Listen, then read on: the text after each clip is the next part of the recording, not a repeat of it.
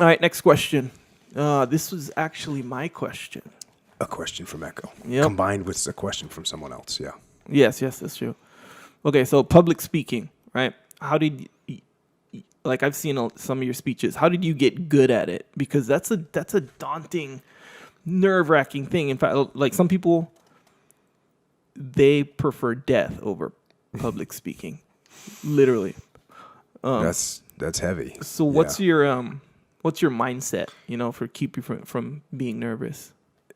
And then that's coupled with another question here. Right. Which we got from the just interwebs. Conquering fear in general. Right. Right. Fear of failure, fear of rejection, fear of the unknown.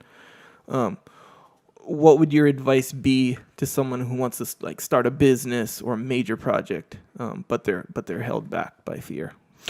So this is, again, it's interesting for me because public speaking is not something that induces fear in me. It never has.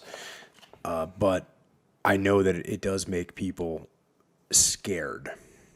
And I think that the key to overcoming any fear in my mind is, we talked about this a little earlier, which is inoculation.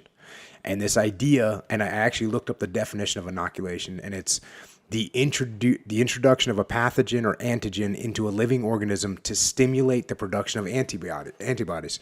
So you're giving yourself a little bit, right, and you give yourself a little bit, and you build up off there, yeah. and that's what you do. You take the small doses, so it prepares you for the bigger doses. And one of my daughters, my middle daughter, she was really wanting to be in the school play, right, and other plays around town.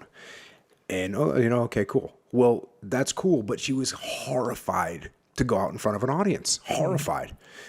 And so I looked up and I said, okay, well, how do you stop your kids from getting stage fright is what they call it. And, I read about people, what they did, and what I did was I'd say, okay, sing a song for me. And it's not that big of a deal because I'm her dad. And so she'd sing a song for me. And even then she'd be a little bit embarrassed, but she'd sing a song for me. And then a couple days later, I had my wife, hey, sing that song for both of us. Mm-hmm. And then it was, my wife's got a friend over. Hey, sing that song for the three of us. Because now you get a mystery person, an unknown in the room. Okay, so she's overcoming that fear. And each time she's getting a little bit more and more confident. Because we took her to, what are they called? Tryouts. What's a tryout called? Audition. We took her to a couple auditions where it was her turn and she didn't go. She broke down just crying and just couldn't handle it. Mm-hmm.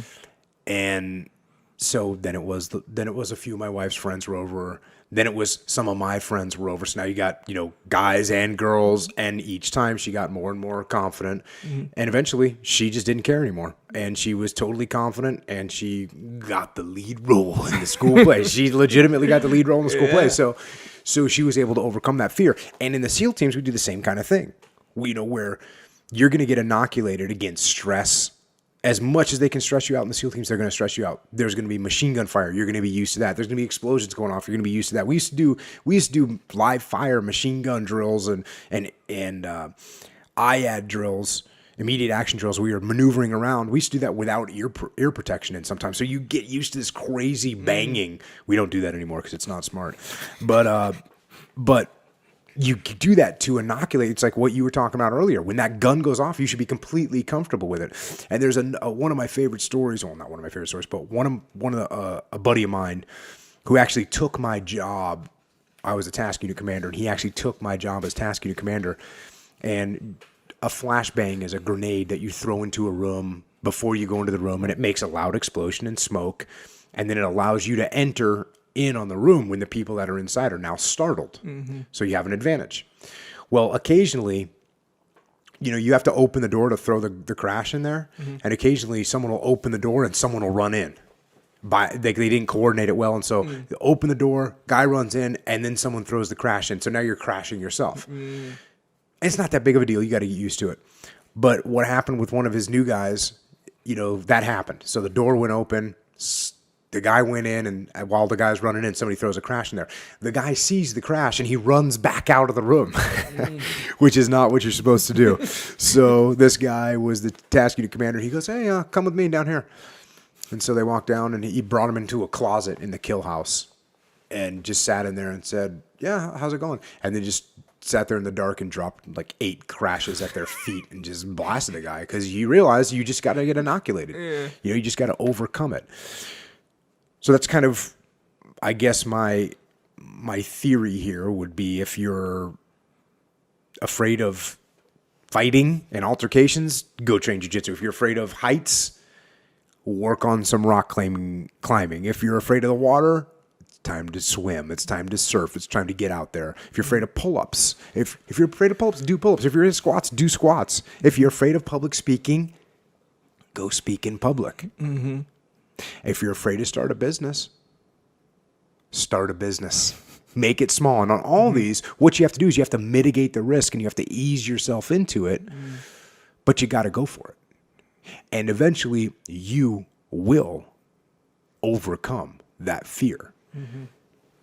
But the hard part is you got to take that first step. Yeah. You got to take that first step to begin to inoculate yourself against the fear of the thing that's in your mind. Because that fear generally is in your mind. Yeah. That, you know, when you get up on stage to do a public speaking, people are not going to throw tomatoes at you and say, "Oh my, you're an idiot, get off the stage." No, right. they're going to sit there, you know? So there's nothing to fear.